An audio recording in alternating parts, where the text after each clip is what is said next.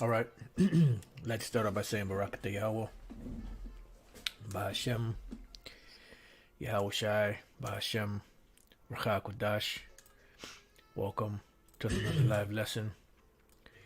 The name of this one is The Economy of a Government Dictates Its Future.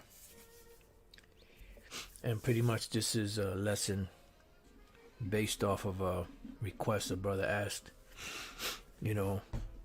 for me to go into dealing with the hyperinflation and the different situations that are going on around the world and different countries, and why they're having so many economic woes, and why they find themselves in a situation that they find themselves in long lines, to buy basic goods that would take them no more than maybe 20 minutes to a half hour, depending on what they were getting. But now it's becoming harder and harder, and people are able to buy less and less with the same so-called currency that they had, prior to whatever economic crisis or whatever crisis happened. So, I told the brother that I'm not a financial expert. I just know a few things, and whatever I don't know as far as the economy is concerned, that I feel would be needful, to teach the word. That's what I look into, and that's about it. So Lord's will, this lesson will be edifying. I got a couple of precepts to go with some of this some of the information that I have. I put a whole bunch of links in the description box to pretty much everything I'm going to read, and there's a lot of information. The economy is vast. I'm just hitting some basic points, which you don't really have to be an expert, in economy, dealing in the truth. You just got to know certain basic things, and the function of certain basic things, dealing with currency and the economic welfare of government or nation. Hence the name of the lesson: the economy of a government dictates its future. And we see America pretty much spiraling out of control. They're constantly printing money around the clock. They're constantly pumping these empty dollars into this economic soup, which pretty much is making the soup more and more watery, to the point where there's almost no taste in the soup. And what you're looking at in front of you is a picture going back to the 20s of the Weimar Deutschmark. All right. And this was the currency of Germany at the time of their hyperinflation, and the time where their dollar was pretty much worthless based off of hyperinflation. And it was so bad that, as you see the woman there, she's burning the money in order to stay warm, or cook, or whatever the case may be, because it was cheaper to burn the money than to buy wood or any other substance to be able to heat their home, or to be able to cook. That just shows you how low, or how devalued their currency was at the time. And there are many other examples in modern history also dealing with this situation. And Lord's will, we could cover some of that in this lesson. I have something here called Economic Collapse from Investopedia. It says, what is economic collapse? An economic collapse is a breakdown of a national, regional, or territorial economy that typically follows a time of crisis. And now here in America, when you go to these different examples that we're going to deal with, you can find the basis for it, based off of history and what's written. But pretty much typically a crisis, like they got, the Crown Royale 19, using that as a crisis to, destroy the economy pretty much of the world, because they have an agenda, and that agenda is to push the microchip, and everything to be digitalized and be put on the internet. And this is the purpose for them doing this, because at the end of the day, they want to be able to control everything. It says an economic collapse occurs at the onset of a severe version of an economic contraction, depression, or recession. You go back to the Great Depression, which was an economic collapse, and people were doing really bad for the next decade. It happened around 1929, and it didn't end till, I believe, the end of the 30s.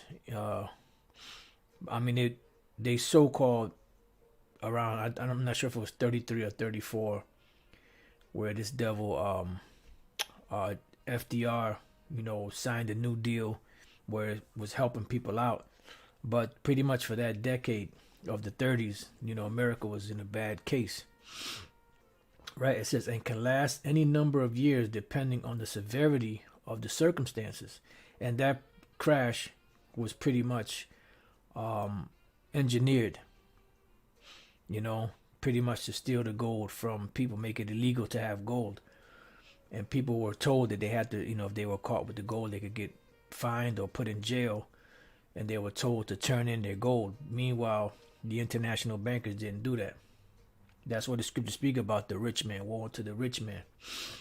Because everything that they do is by fraud. It says an economic collapse can happen rapidly due to an unexpected event, or it may be preceded by several events or signs pointing to fragility in the economy. And that's the key, fragility, or being fragile, the economy being fragile. Hence, the economy of a government dictates its future. Now, what is hyperinflation? Hyperinflation in economics, hyperinflation is very high and typically accelerating inflation, and it quickly erodes the real value of the local money. And that's what it is, an accelerating inflation. Now, why is it happening? Because they're pumping more dollars into that economic soup, and pretty much there's nothing there to keep it stable. That's why the prices fluctuate. They go up and down, and it comes to a point where there's so many dollars in that soup, so to speak, that it causes prices to skyrocket. But it's not the prices that are skyrocketing, it's the actual currency that's being devalued. So it takes more of those dollars to buy the same products that you were able to get for half that, maybe a month ago, 2 months ago, a year or 2 years ago. It says, as the prices of all goods increase, this causes people to minimize their holdings in that currency, as they usually switch to more stable foreign currencies. It says in recent history, this is why they're doing it worldwide, so that you won't have any other option but to lean on the so-called stronger currency, which would be something digital, through the mark of the beast, which is a chip. And that's what they're trying to do. Or not trying, that's what they're doing. It said in recent history, often the US dollar prices typically remain stable in terms of other relatively stable currencies.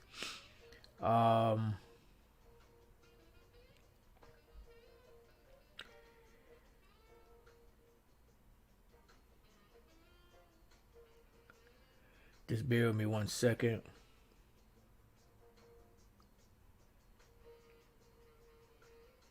Right. You can read the rest of that. It says almost all hyperinflation have been caused by government budget deficits financed by what? Currency creation. See, they're constantly pumping this into the economic soup. Now, according to the Constitution, the Congress has the right to print their own money. But what happened was the international bankers, when they set up the Federal Reserve being a central bank, they are lending America the money, so-called America the money, and charging them exorbitant interest, hence the national debt, when the American government itself, Congress, had the right to do this without a central bank. It says hyperinflation is often associated with some stress to the government budget, such as wars or their aftermath, social political upheavals, a collapse in aggregate supply, or one in export prices, or other crises that make it difficult for the government to collect tax revenue. A sharp decrease in real tax revenue, coupled with a strong need to maintain government spending, together with an inability or unwillingness to borrow, can lead a country into hyperinflation. Now, I want to do is jump down to causes. I'm going to read a couple of these, and then Lord's will get into these precepts. Causes. While there can be a number of causes of high inflation, almost all hyperinflations have been caused by government budget deficit financed by currency creation. And that's it, the constant printing of money. It says Peter Bernhardt analyzed 29 hyperinflations following Kagan's definition and concludes that at least 25 of them have been caused in this way. A necessary condition for hyperinflation is the use of paper money, because the actual currency, even expressed in the so-called United States Constitution, is gold and silver coins. It speaks nothing of fiat money or paper money. And it says that it should be expressed in dollars. Dollar is not the dollar bill you have in your pocket, or that dollar bill you saved and put in your shoebox. Dollar is a measurement, just like no different than a quart, no different than a liter. So if you tell somebody, give me a quart of something, they're gonna say what? Give you a quart of what? You want juice? Do you want oil? Do you want milk? The same thing with a dollar. Dollar is a unit of measurement. So a dollar of what? Absolutely nothing, because the actual substance that it was backed by, the gold and silver, that's why you had the gold and silver certificates, is no longer available. Hence, you got the paper currency that has no value, and they pump more of that paper currency that has no value. It constantly devalues the already devalued money that was already in that economic soup, instead of gold and or silver coins. See, so this is a product of it. This paper money instead of gold or silver coins. Most hyperinflation in history, with some exceptions such as the French hyperinflation of 1786 to 1796, occurred after the use of fiat currency. And that's what we have, is fiat currency. That's what those paper dollars, those FRNs are, became widespread in the late 19th century. The French hyperinflation took place after the introduction of a non-convertible paper currency. Why was it non-convertible? Because you couldn't convert it into gold or silver. Same thing with America. They took those certificates out. The assignat. Money supply. Monetarist theories hold that hyperinflation occurs when there is a continuing and often accelerating rapid increase in the amount of money that is not supported by a corresponding growth in the output of goods and services. See, so the money is constantly building up, but it's not doing anything. It's not strengthening the economy. It's weakening the economy. So it's pretty much a crutch. It says the increases in prices that can result from rapid money creation. See, that's the key. Prices rising is not the goods that are rising in price, but the currency that's being devalued and more being pumped in. It says can create a vicious circle, requiring ever-growing amounts of new money creation to fund government deficits.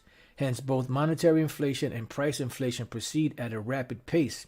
Such rapidly increasing prices cause widespread unwillingness of the local population to hold the local currency as it rapidly loses its buying power. So what they do, they try to find something else that's more stable. Instead, they quickly spend any money they receive, which increases the velocity of money flow. In other words, to try to get the most bang for their buck before it loses more value. This in turn causes further acceleration in prices. This means that the increase in the price level is greater than that of the money supply. It says the real stock of money, MP, decreases. Here M refers to the money stock and P to the price level. The result in an imbalance between the supply and demand for the money, including currency and bank deposits, causing rapid inflation. Very high inflation rates can result in the loss of confidence in the currency because you have something called what? Credit. Credit is what? Belief.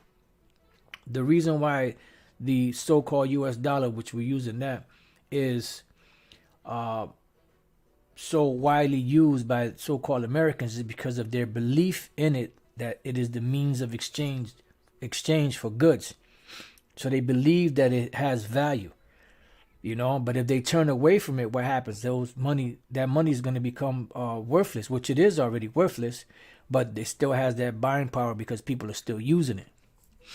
So similar to a bank run, usually the excessive money supply growth results from the government being either unable or unwilling to fully finance the government budget through taxation or borrowing, and instead it finances the government budget deficit through the printing of money. So what is the death of the dollar? The printing of money. Because the FRN today has nothing to back it. Hyperinflation in Weimar Republic. Hyperinflation affected the German paper mark, the currency of the Weimar Republic, between 1921 and 1923. Primarily in 1923, it caused considerable internal political instability in the country, the occupation of the Ruhr by France and Belgium, as well as misery for the general populace. And that's who's affected the most, the general populace. Not the banks themselves, not the international bankers. Hyperinflation. A loaf of bread in Berlin that cost around 160 marks, which was the money that we were just speaking about, at the end of 1922, cost 200 billion marks by late 1923. By November 1923, the US dollar was worth $4,210,500,000,000, or 500 million German marks. That shows you how far that these dollars were devalued, because back then the dollar was strong. All right. And you hear Apostle Elder Tar go into it from time to time, where when he speaks about the Weimar Republic, and then during this crisis, when you would go to a restaurant, they would never have any fixed prices because the prices would fluctuate. So you would sit down, you would eat, and by the time you finish eating, the steak might have been $500. By the time you finish eating, the steak might be $750. It all depended on the rate of inflation and deflation, so on and so forth. Like I said, I'm not an economic expert. I'm just giving you, some basic information on what hyperinflation is. Hyperinflation in Zimbabwe. So now here you have, I believe this is a $100 billion note. And this is how bad it got. It says hyperinflation in Zimbabwe was a period of currency instability, because remember, as the name of the lesson is, the economy of a government dictates its future. It says that using Kagan's definition of hyperinflation began in February 2007. During the height of inflation from 2008 to 2009, it was difficult to measure Zimbabwe's hyperinflation because the government of Zimbabwe stopped filing official inflation statistics. Why? Because it was getting out of pocket. It says, however, Zimbabwe's peak month of inflation is estimated at 79.6 billion% month to month. So that's it. It was growing exponentially. 89.7 sextillion% year on year in the mid-November 2008. That's how fast that hyperinflation was going. Because remember, it's compounded interest and compounded inflation on top of each other. It says in April 2009, Zimbabwe stopped printing its currency, with currencies from other countries being used in mid-2015, Zimbabwe announced plans to have completely switched to the United States dollar by the end of the year. Because they were bailing out on the Zimbabwean dollar to go to what they felt was a more stable currency. In June 2019, the Zimbabwean government announced the reintroduction of the whatever. All right, so now let's go to hyperinflation in Venezuela. Hyperinflation in Venezuela is the currency instability in Venezuela. So you notice they keep speaking about currency and economic instability. It said that began in 2016 during the country's ongoing sub-economic and political crisis. And remember, beginning with Elder Pastor, we were saying that Venezuela is coming to America. And you see the same exact things happening from Germany to Zimbabwe to Venezuela coming to America. And there's been many other examples, but these are just some of the few. And these are like more modern examples. Venezuela began experiencing continuous and interrupted inflation in 1983 with double-digit annual inflation rates.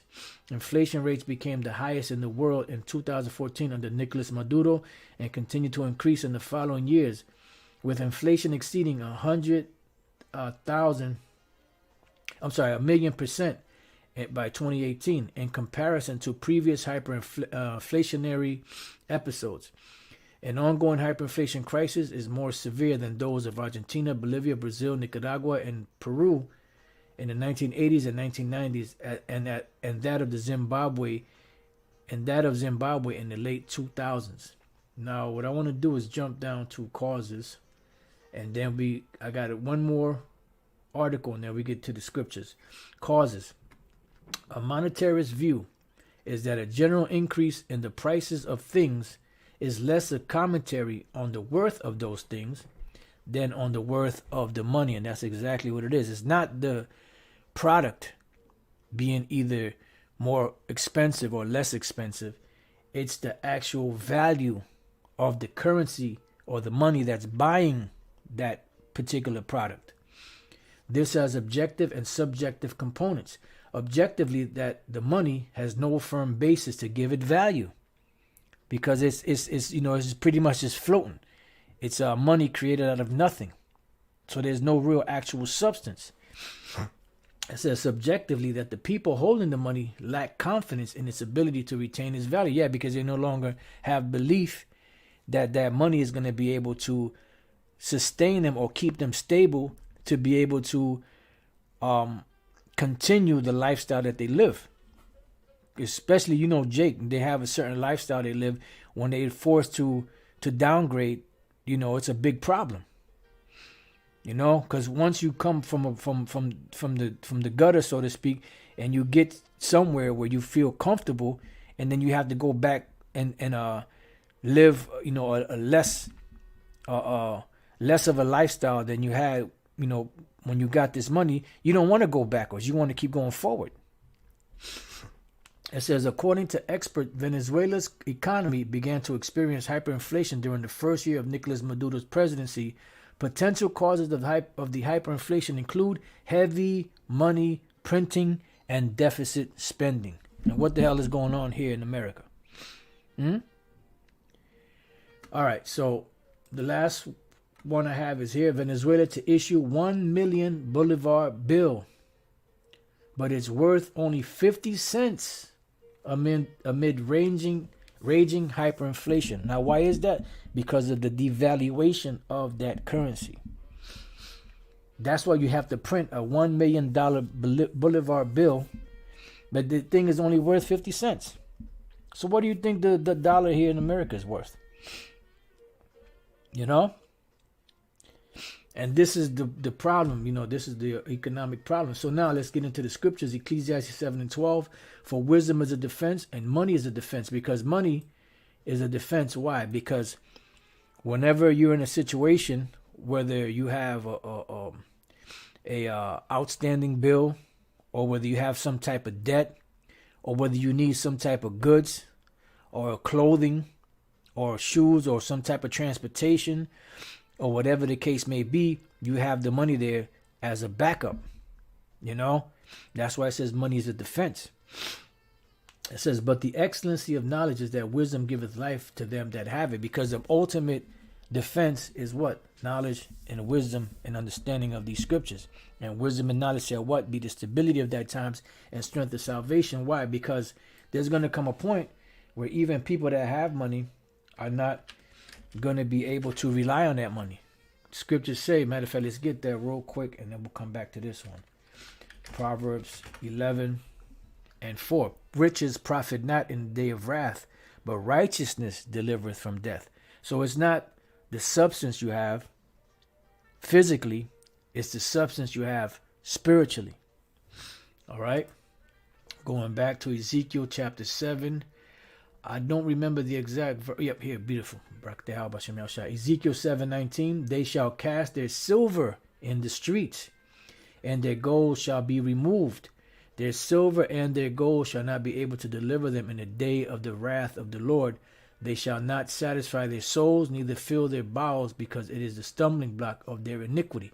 Now, any of you that have watched that movie 2012, where they had those 4, as they call them, I believe they call them arcs, because there was a big flood that was coming to, destroy the earth. The ones that were able to get tickets were the what? The wealthy. Because you'll be willing to give up all your money in order to save your skanky ass hide. But when the time comes for the destruction, that money is not going to count. It's not going to matter. That's why it's saying that they're going to cast their silver and their gold in the streets. So now let's go to Ecclesiastes 10:19. It says, a feast is made for laughter, and wine maketh merry, but money answereth all things. Let's look up this word, answereth. There's this old saying, money talks, bullshit walks. You got money, you make things happen. You're a BS artist, ain't nothing gonna happen. Aina, which is to answer, respond, testify, speak, shout. So it answereth. Why? Because whatever you need taken care of, you could pay the money and it's taken care of. Your bills, your necessities, your food, your transportation, so on and so forth. To answer, respond to. So let's read that again. It says, a feast is made for laughter, and wine maketh merry, but money answereth all things. And without it, you really can't survive. You need some form of money to be able to conduct business and to be able to live.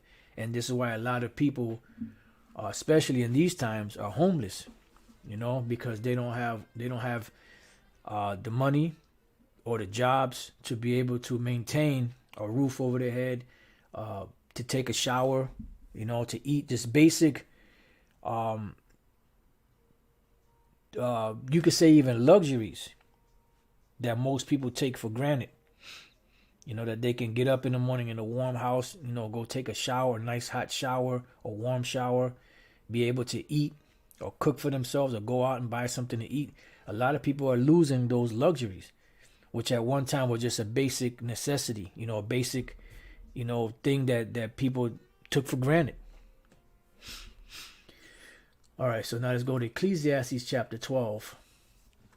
And let's go to the 3rd verse. Ecclesiastes 12:3, it says, in the day when the keepers of the house shall tremble. And why are the keepers of the house? Who are the keepers of the house? The economists.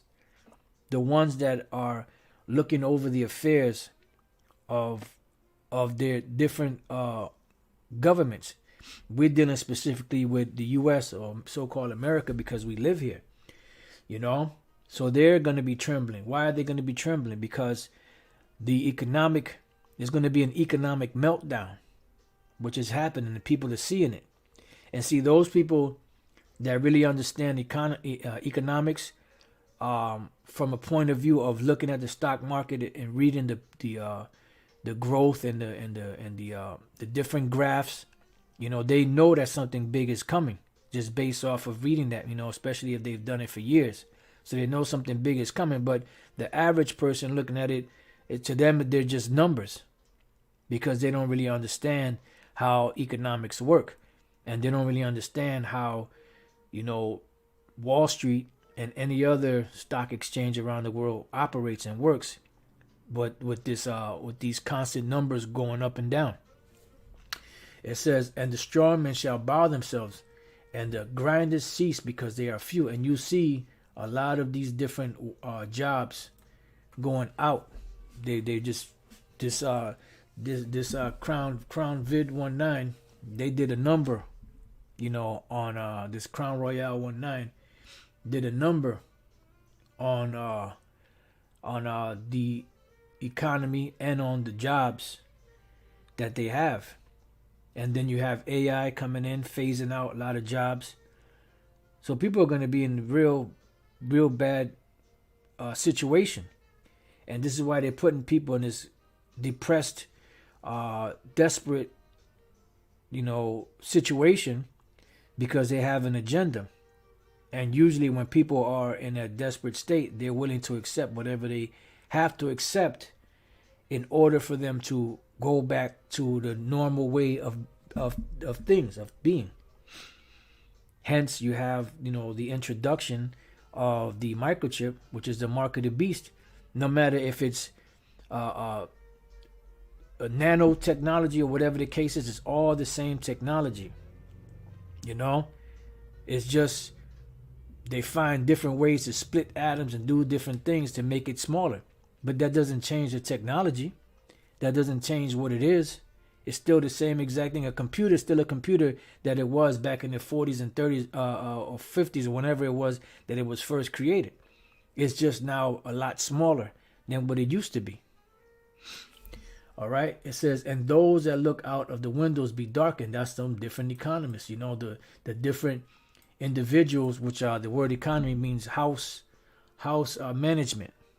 The ones that are in control of keeping track of the numbers and being able to pay for things and being able to, make sure that everything runs properly. They're nervous. And even the alternative economists, which are the ones that are not going along with the fake narrative that they push out there, even they're seeing that this place is finished.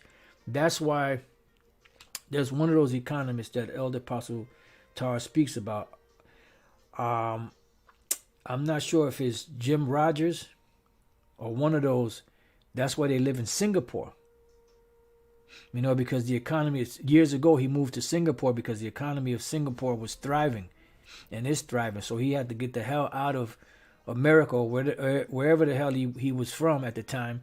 And he went over there to Singapore because Singapore is a thriving economy. You see? So these people are going to be looking back. But this is a worldwide thing. Remember, it's not just here in America or Venezuela or Zimbabwe. This is a worldwide thing that's happening. And this is why they're doing the things that they're doing. It says, and the doors shall be shut in the streets. Why? Because there's not going to be any work. And you've seen how many businesses were destroyed this past year, that couldn't survive. Then you have these different landlords that can't collect their rent because of this moratorium. And what's happening is they're losing the shirt off their back, because they can't pay their bills. So it's a vicious cycle. And this is done on purpose. This is a very calculated thing that these international banking families did. You see? That's why a lot of people call it a pandemic. Because that's exactly what they did. And it caused a domino effect. It says when the sound, and we coming up, if we're not at we're coming up on the year anniversary when this thing first started popping off back in March of 2020. It says when the sound of the grinding is low. So why is the sound of the grinding going to be low? Because there's not going to be any work. And now a lot of companies are opting not to open buildings anymore and to have all this different equipment in these buildings. They're opting to pay their employees to work from home. And that lowers their overhead and maximizes their capital or their gain. You see? So on all levels, man, this place is going down, because now those people that worked in these office buildings, those office buildings had many different functions. You had janitors, you had different people that worked there, you know, that did different things, technicians and all that, that no longer have a job at that particular place because it's shut down. The only ones that may have the job is some of the people that actually work there, as far as, you know, dealing with computers or whatever it was, sales or whatever it was they were doing. But it knocked out a lot of jobs of those other people that were relying on the janitorial jobs and the different technical jobs that they had, as far as maintaining the upkeep of the building, maintaining the working of the different equipment that they had. You know? So like I said, it's a domino effect. And he shall rise up at this voice of the bird, which is early in the morning, and all the daughters of music shall be brought low. You know, this music is crap, you know, and just in general, this whole system is done. It's finished. It says, also when they shall be afraid of that which is high, which is who? Yahweh Bashem Yahweh Shai. And fear shall be in the way, and the almond tree shall flourish, and the grasshopper shall be a burden, you know, because you have an infestation, you know, of locusts and things of that nature. And in general, this whole society is pretty much just collapsing. And desire shall fail, because what is the desire? The American dream, you know, to work, save some money, get you a home, get you nice cars, nice things, you know, but that is no longer the case because of what's happening. You know, everything's shutting down because man goeth to his long home and the mourners go about the streets. And a lot of people that had prominent jobs are now resorting to shelters, resorting to homelessness, sleeping in their cars, sleeping in tents. Elder Apostle Gabar from time to time speaks about van life, people living out of their vans, hooking their vans up so that they don't have to pay rent or a mortgage. Desperate times call for what? Desperate measures. All right. So let's go from there to Zephaniah 1 and 10. And it shall come to pass in that day, saith the Lord, Yahweh Bashem Yahweh, that there shall be a noise of a cry from the fish gate. That's these different businesses, you know, which back then you had a lot of fishers. And even now the fishers are catching hell, you know, because they done fish. There's so many fishes that they fish so much stuff out of the seas that it's starting to become scarce. It says, and an howling from the second and a great crashing from the hill. So let's look up these two words. Let's look up the word howling. Now, I'm not talking about howling wolf. Yalla, yalala. A howling of distress, wailing. See? Why? Because of the distress of uncertainty. The distress of not being able to have enough, you know, to survive. You know? And throughout, I see you brothers are putting precepts up. Salaki, I didn't get to any of them yet. Lord's will, I can get some. Now let's get to the word crashing. The word crashing is shabar, which means to break. Breaking, fracture, crushing, breach, crash, ruin, shattering. And what is that? That's the crashing of this economy. The way that the wheel turns, the way that things run in the direction that they run to keep a so-called healthy economy. It's all collapsing upon itself. All right. So now let's read on. It goes on to say, how the inhabitants of Maktesh. Now Maktesh was a merchant city, you know, that had merchants there, and they were well-to-do. But then something went down, something happened to where they suffered economically. That's why it says, for all the merchant people are cut down. And that's what's happening right now. The merchant people of the world are being cut down. And no more impact than it had when they brought the Twin Towers down, which was a world trade center of the world. You see? It says, all they that bear silver are cut off. So we're at the point now where things are falling apart, you know, economically.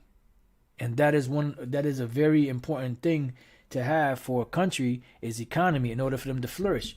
One of the reasons why the Roman Empire fell, outside of prophecy, which that's the main thing, was they devalued their currency to the point where it was pretty much worthless. Because they had such an extravagant lifestyle. Their kingdom was spread so far apart. Their military was spread so far apart. They had to continually pay the soldiers to keep for the upkeep. So eventually, by devaluing the money, they lost that money. And what do you think? If a soldier isn't getting paid, they're not going to fight for you. So that brought about a great collapse back then. So now, let's go to Habakkuk chapter 2, verse 5.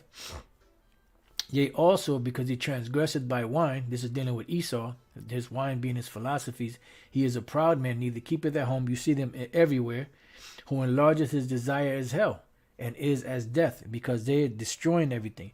Now that they found that mountain region, or however big it is out there in Congo, the Democratic Republic of Congo, now Esau is going to make some kind of excuse to get up in there to take control of that. It'll be interesting to see, between them and the brother said, yeah, Moab too. I said, yeah, you're right, brother. How could I forget about Moab? Because they have a vested interest in so-called Africa. So we see how that plays out. These devils don't play fair. It says, and cannot be satisfied, because they can't be satisfied no matter. They got the whole world. They got all the money that they have, more than heart can wish, as the scriptures say. But that's not enough. It won't be enough until they have the whole world in the palm of their hands and everybody eating out of it. But that's when the Lord is going to come and take them out. But gathereth unto him all nations, and heapeth unto him all people, because they have what? E pluribus unum, out of many one. This new world order, which they don't want anyone independent of them. They don't want any self-sustaining individuals. They want everybody to be under their dominion, under their rule.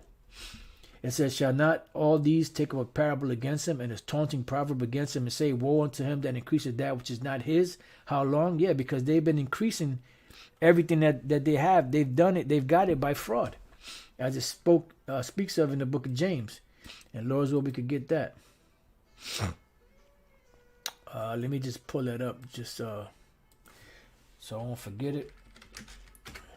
It says, and to him that ladeth himself with thick clay. Now, when we look up this word thick clay, which Elder Apostle Tar brought this out years ago, is the word ibatyat, which means weight of pledges, heavy debt. And you see that. So the heavy debt is what destroys an economy. All right? And they're laden in that heavy debt. Proverbs 22 and 7, the rich ruleth over the poor, and the borrower is servant to the lender. You see? And that's why you see all of this happening. And they did it monetarily. This is why Maya M. Shelbauer said, give me control of a nation's money, and I care not who makes the laws.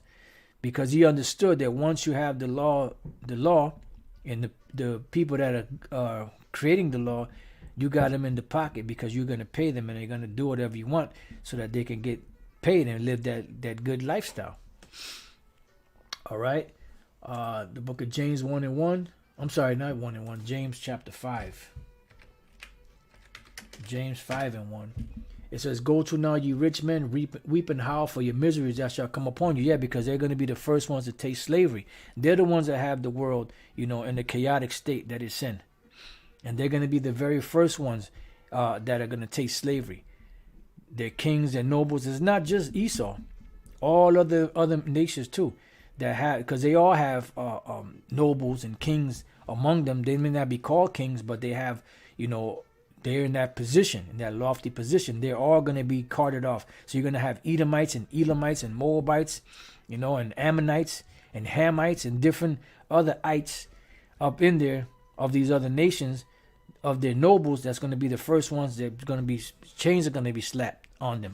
Esau being at the head of that pack. Your riches are corrupt and your garments are moth-eaten. Yeah, because of the way that you got them. Born to him that builded this city by blood. Your gold and silver is cankered. Why? Because you didn't get it by right. You didn't earn it. You stole it. You did all different types of underhanded shit to get it. It says, and the rust of them shall be a witness against you. And this is why you see what's happening today, because the Lord is raising up against these devils. And shall eat your flesh as it were fire, because your whole idea of your new world order is going to go up in smoke. You have heaped treasure together for the last days, but you sinned against your soul. See, you about to sit back and enjoy the fruits of your demonic labor, but when you do that, that's when the Lord is going to take you out. Behold, the hire of the laborers who have reaped down your fields, which is of you kept back by fraud, see, crieth, and the cries of them which have reaped are entered into the ears of the Lord of Sabaoth. And you can read about this also in the book of Job. When it speaks about every hand of the wicked shall be against you, that's the laborers. Because of what you've done and how you've done it. You know, you've exacted labor out of people and given them paper money for their wages. And that's wicked, because that money is not worth anything. So you're pretty much, in essence, getting labor out of people and paying them nothing. But the belief that they have in that so-called currency is what keeps the currency afloat. It says, you have lived in pleasure on the earth. And brother, you have lived in pleasure, and you are about to go down. Remember, the rich man fared sumptuously every day. So when it's your time to receive misery, there's not going to be any reprieve. There's not going to be any moment of you being able to live good. Because we don't live good. You know? I mean, it's better now than it was during slavery, during the time when the conquistadors came over here, during the time when Esau took the land from Gad and Reuben and Issachar. But it's still fucked up. It says, you have lived in pleasure on the earth and been wanton. You have nourished your hearts as in a day of slaughter. You have condemned and killed the just, and he did not resist you. But guess what? The Lord said he will not acquit the wicked. Let's close out with that. What is that? Nahum chapter 1. And verse 2, the Most High is jealous, and the Lord revengeth. The Lord revengeth and is furious. The Lord will take vengeance on his adversaries. He reserveth wrath for his enemies, because you're going to be reserved for that. And after you serve your 1,000 years of slavery, guess what? You're going to be rounded up, every last one of you, and burnt. It says, the Lord is slow to anger and great in power, and will not at all acquit the wicked. So the Lord is not going to acquit the wicked. You're not going to be let off. You're not going to be given clemency. You're going to pay every last bit of what you've done, double. The Lord hath his way in the whirlwind and in the storm and in the clouds of the dust of his feet. And the Lord's about to stomp a mud hole in your ass, so you could understand. You know? So Salaki, I didn't get to any of you brothers' precepts, but the water for putting all those precepts up. This has been the economy of a government dictates its future. So just keep your eye on the economy. Elder Pastor always speaks about that. You know, watch these different economists, you know, and see where these things are rolling, so you can see what the future of America is. So with that, you know, I pray that your brothers have been edified. Until the next time I say, Shalom.